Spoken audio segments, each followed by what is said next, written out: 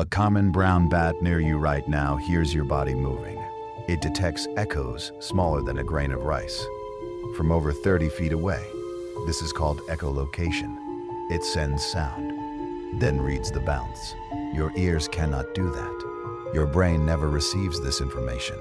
Your hearing evolved for speech and danger, not spatial mapping. Precision was never required for survival. Sound fills this room right now. Entire shapes exist in vibration alone. Structures exist. Motion exists. Information exists. You were built to ignore it.